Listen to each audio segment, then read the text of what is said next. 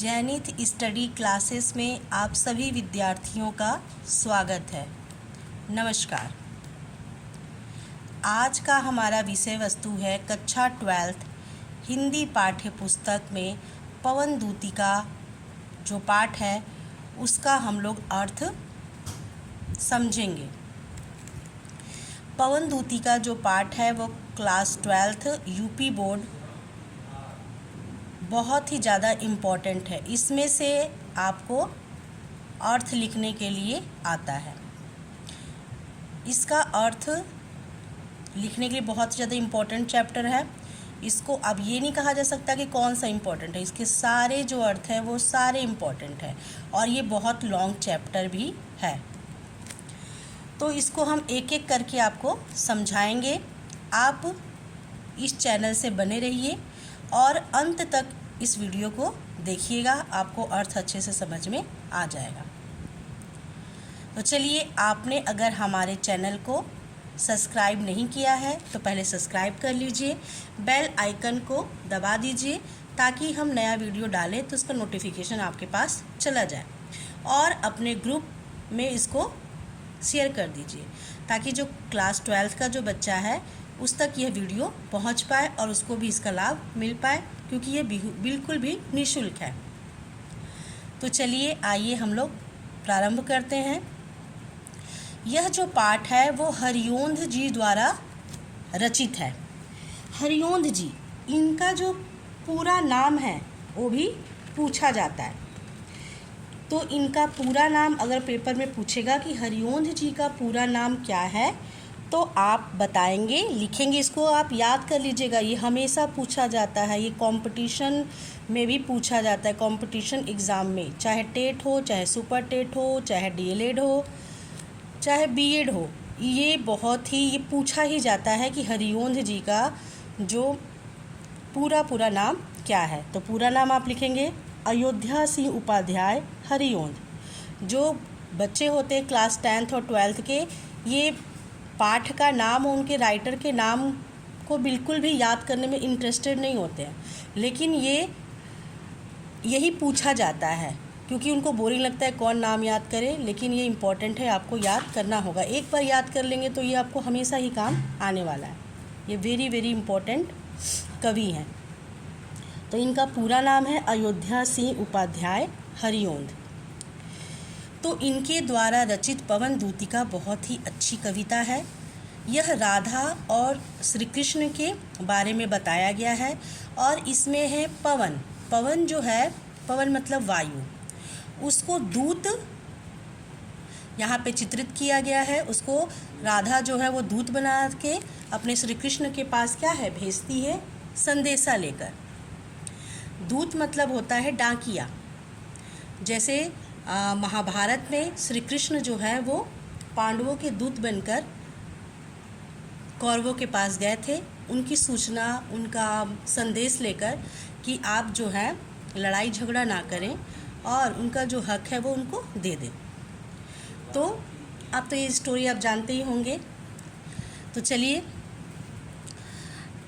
ये पूरा महाभारत लेके बैठेंगे तो बहुत ही लॉन्ग क्या है चैप्टर हो जाएगा। और एक आपने क्या है फिल्म भी, आप अभी के बच्चे हैं भाई, 12th क्लास में हैं तो आप न्यू फिल्में देखते होंगे। पहले एक फ़िल्म आई थी सलमान खान की और भाग्यश्री की, मैंने प्यार किया। तो उसमें एक गाना था, कबूतर जा जा जा कबूतर जा, पहली प्यार की पहली चिट्ठी साजन को दिया।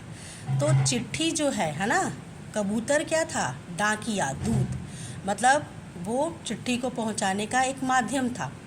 तो ठीक उसी प्रकार से यहाँ जो राधा है वो पवन को अपना दूत बनाकर, अपना डाकिया बनाकर किसके पास भेजना चाहती है, श्री कृष्ण के पास भेजना चाहती है। तो वही यहाँ पे कविता के माध्यम से बताया गया है। चलिए इसको समझेंगे। तो यहाँ से यहाँ तक हम लोग समझेंगे। ये आपका बैठी खिन्न एक दिवस में, और यहाँ से कालवा ताइनों से, यहाँ से हम लोग क्या पहला हम लोग समझेंगे। तो बैठी खिन्न एक दिवस में गेह में थी अकेली, आके आंसू दृढ़ युगल में थे धरा को भिंगोते, आई धीरे इस सदन में पुष्प सदगंध को ले, प्रातः वाली सुपवन इसी काल वातायनों से। एक एक शब्द का हम अर्थ, ये प्योर हिंदी दिया हुआ है, खड़ी बोली में इसको लिखा गया है, तो आप इसको बोलचाल की भाषा में आप इसको किस प्रकार से क्या कहेंगे, इसका हम लोग अर्थ समझेंगे। चलिए, बैठी, बैठी मतलब क्या होता है, बैठना। खिन्न मतलब होता है आपका दुखी। एक मतलब एक दिन। दिवस मतलब दिन। वे मतलब राधा जी के बारे में कहा गया है। गेह मतलब घर। में थी अकेली मतलब कि घर में क्या थी, अकेली थी। घर भी बोल सकते हैं, कच्छ भी बोल सकते हैं। आके आंसू दृग युगल में। दृग मतलब होता है आँख और युगल मतलब दोनों आँखों में। युगल मतलब जोड़ा। में थे धरा को भिंगोते। धरा मतलब होती है धरती। आई धीरे इस सदन में। सदन मतलब कच्छ में। पुष्प सदगंध मतलब पुष्प फूल। सदगंध मतलब सुगंध के साथ। कोले। प्रातः वाली सुपवन इसी काल वातायनों से। प्रातः वाली मतलब प्रातः काल का जो मतलब सुपवन, सुगंधित पवन, जो एकदम स्वच्छ पवन होता है, ये सुपवन मतलब उसके बारे में कहा गया है, सुगंधित पवन। इस काल वातायनों से। काल मतलब समय और वातायन मतलब क्या होता है, खिड़की। खिड़की, रोशनदान आप लोग ने देखा होगा, प्रत्येक घर में क्या है, रोशनदान लगा होता है ना, वो वातायन मतलब होता है रोशनदान। तो उससे क्या है, पवन जो है वो धीरे से प्रवेश करती है। तो इसको हम लोग अर्थ में इस प्रकार से समझेंगे।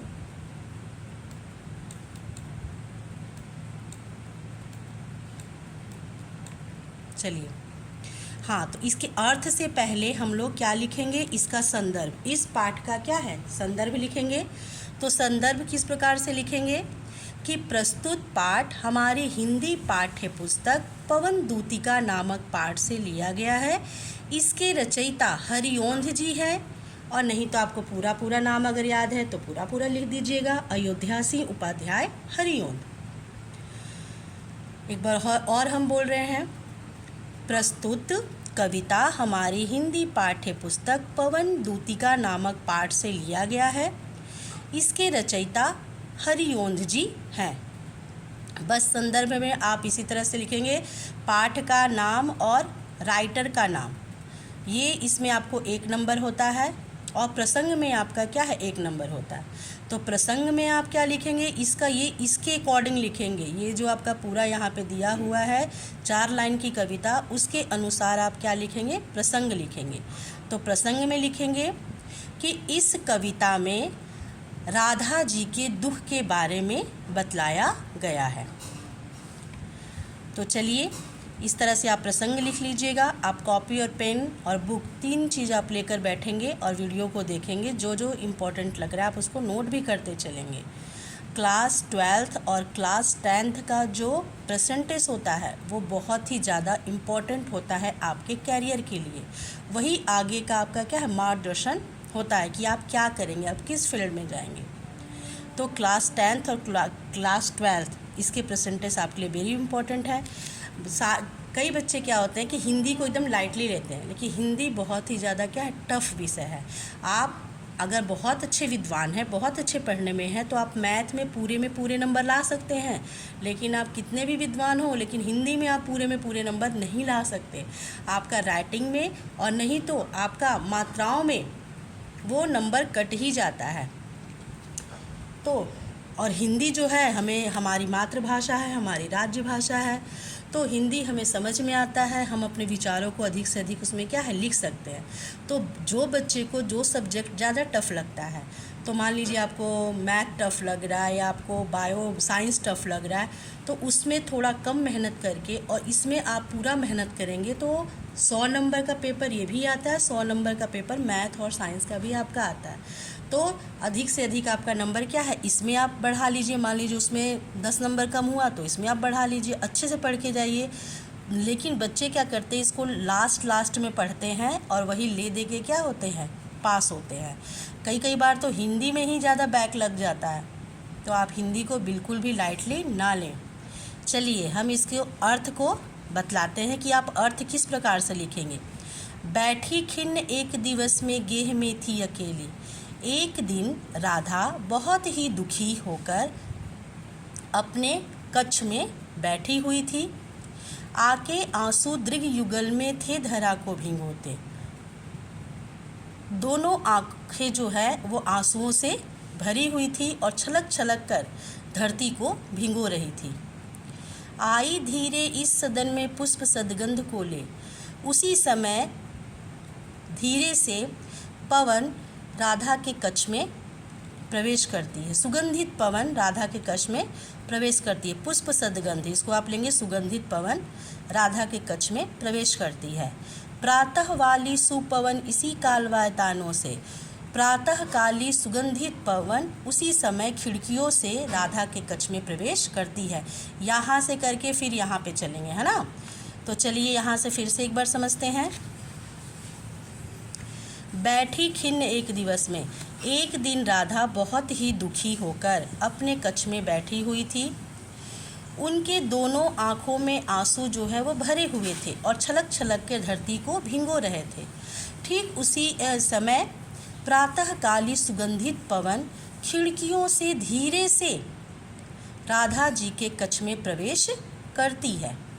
तो आप यहाँ से लेके मतलब प्रातः वाली सुपवन, प्रातःकालीन जो सुगंधित पवन है वह खिड़कियों से धीरे से राधा जी के कक्ष में, सदन मतलब राधा जी के कक्ष में पुष्प सदगंध को ले सुगंधित पवन प्रवेश करती है। तो आपको यहाँ से यहाँ तक इतना ही आपको लिखना है।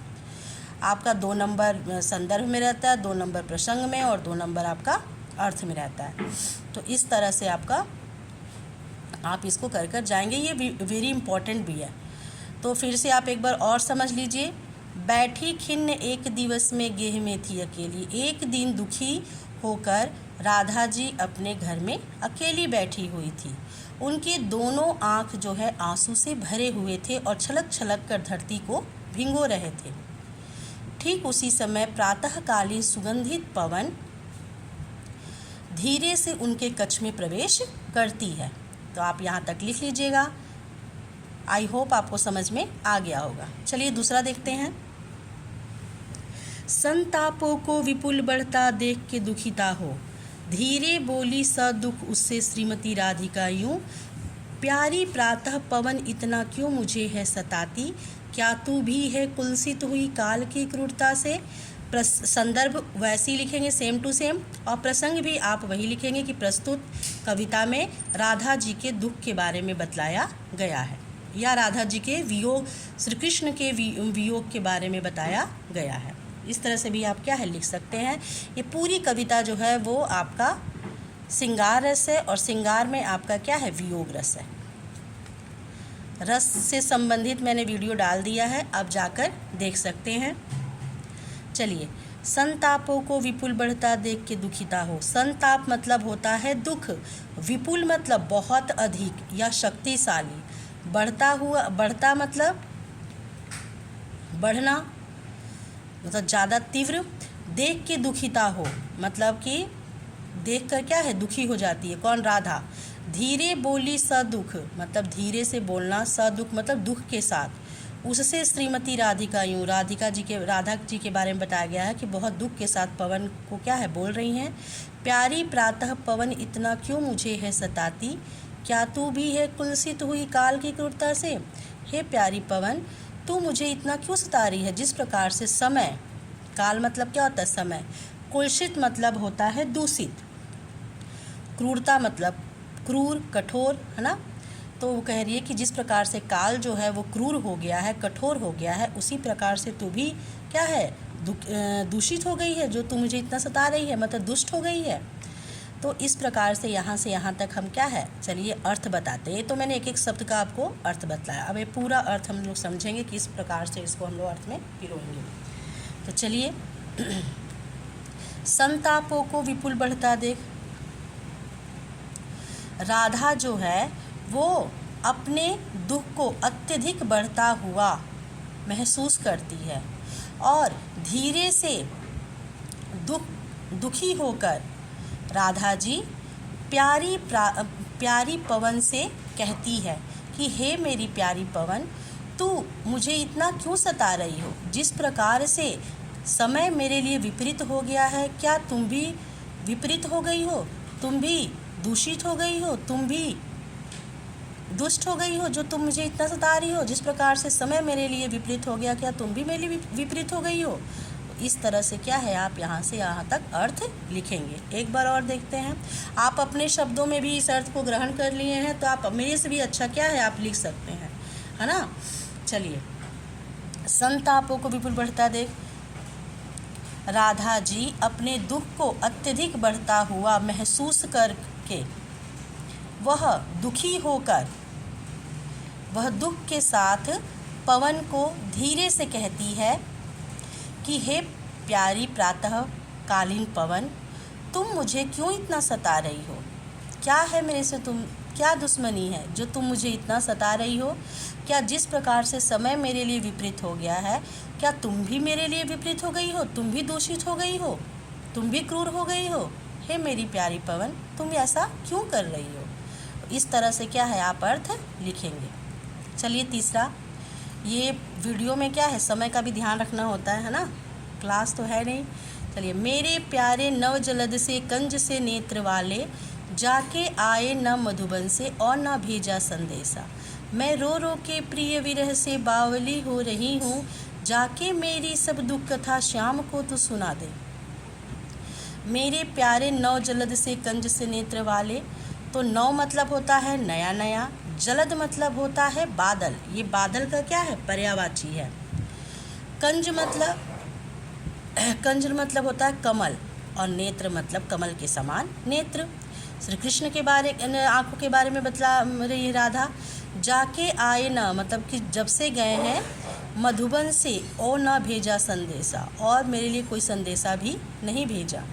मैं रो रो के प्रिय विरह से बावली हो रही हूँ। मैं उनके वियोग में, प्रिय के वियोग में मैं इतना रो रही हूँ कि मेरी जो दशा है वो क्या है, बावली मतलब क्या है, पागल जैसी। जाके मेरी सब दुख कथा श्याम को तो सुना दे। हे मेरी प्यारी पवन, मेरी सारी दुख भरी कहानी मेरे प्यारे श्री कृष्ण को जाकर सुना दे। तो आप जानते हैं कि कंस को मारने के लिए क्या है, श्री कृष्ण भगवान मथुरा गए थे, और उसी समय क्या राधा जो है उनके वियोग में रहती है, और ठंडी ठंडी वायु जो है वो चल रही है, उनकी खिड़कियों से उनके कक्ष में प्रवेश करती है, तो उनके वियोग को और भी ज़्यादा क्या है, बढ़ा देती है। तो वो प्यारी पवन को दूत बनाकर श्री कृष्ण के पास भेजती है। ऐसा हो मतलब है नहीं, लेकिन एक मन की संतावना के लिए क्या है, ये ऐसा कर रही है। चलिए, तो प्यारे क्या कह रही है, हाँ इसमें आप प्रसंग चेंज करेंगे थोड़ा, कि इस कविता में श्री कृष्ण के रूप रंग के बारे में बतलाया गया है। या इस प्रकार से भी लिख सकते हैं कि इस कविता में राधा जी प्यारी पवन को श्री कृष्ण की सुंदरता के बारे में वर्णन कर रही है। इस तरह से आप क्या है बतला देंगे, प्रसंग में लिख देंगे। चलिए, तो मेरे प्यारे नव जलद से कंज से नेत्र वाले, हे मेरी प्यारी पवन, मेरे श्री कृष्ण कैसे दिखाई देते हैं, तुम कैसे पहचानोगे, ये अपने मन से लिखना है ना। तो हे मेरी प्यारी पवन, मेरे श्री कृष्ण कैसे दिखते हैं, तुम कैसे पहचानोगी। लो मैं आपके सामने उनकी व्याख्या करती हूँ। मेरे प्यारे श्री कृष्ण जो है वो नए नए बादल के समान दिखाई देते हैं। उनके जो नेत्र हैं, उनकी जो आँखें हैं, वो कमल के समान दिखाई देती है, अर्थात कि बड़ी बड़ी है। जाके आए न मधुबन से और न भेजा संदेशा, और जब से मधुबन से गए हैं वह मेरे लिए लौट कर भी नहीं आए, और मेरे लिए कोई संदेशा भी नहीं भेजा, मेरी कोई खोज खबर नहीं ली। मैं रो रो के प्रिय विरह से बावली हो रही हूँ, और जाके बतलाना कि मैं उनके वियोग में रो रो कर मेरी दशा जो है वो पागलों जैसी हो गई है। बावली मतलब पागल, पागलों जैसी हो गई है। जाके मेरी सब दुख कथा श्याम को तो सुना दे। हे मेरी प्यारी पवन, मेरी सारी दुख भरी कहानी मेरे प्यारे श्री कृष्ण को तू जाकर सुना दे। हे मेरी प्यारी पवन, इतना सा तू काम कर दे। तो इस प्रकार से क्या है आप यहाँ से यहाँ तक इसका अर्थ लिखेंगे। चलिए एक बार और समझते हैं। मेरे प्यारे नवजलद से कंज से नेत्र वाले, राधा जी पवन को दूध बनाकर श्री कृष्ण के पास भेजती है और कहती है कि मेरे प्यारे श्री कृष्ण को आप किस प्रकार से पहचानेंगी, आइए मैं उनके बारे में आपको बतलाऊं कि वो कैसे दिखते हैं। तो मेरे प्यारे श्री कृष्ण जो हैं वो नए नए बादल के समान दिखाई देते हैं, अर्थात कि सांवले सलोने हैं। उनके नेत्र जो हैं वो कमल के पंखुड़ियों के समान बड़े बड़े हैं। और मेरे प्यारे श्री कृष्ण जो है वो मधुबन से गए हैं, तो न ही वो मेरे लिए कोई संदेशा भेजे हैं और न ही मेरी कोई खोज खबर ली है और न ही वो लौट कर अब तक आए हैं। उनके वियोग में रो रो कर मेरी जो दशा है वो पागलों जैसी हो गई है। हे मेरी प्यारी पवन, मेरी सारी दुख भरी कहानी मेरे प्यारे श्री कृष्ण को जाकर तो सुना दे। हे मेरी प्यारी पवन, इतना सा तो मेरे लिए काम कर दे। तो आपको यह अर्थ और मेरा प्रयास कैसा लगा, आप कमेंट बॉक्स में जाकर कमेंट कीजिए, ताकि हम आगे का भी क्या है आपके लिए इसी तरह से अर्थ लेकर आएँ। और अगर आपने हमारे चैनल को प्लीज़ सब्सक्राइब नहीं किया है तो सब्सक्राइब कर लीजिए और बेल आइकन को अवश्य ही दबा दीजिएगा। जैसे ही मैं नया वीडियो डालूँगी आपके पास चला जाएगा, और अपने ग्रुप में इसको ज़्यादा से ज़्यादा शेयर कीजिएगा। चलिए, जय हिंद, जय भारत।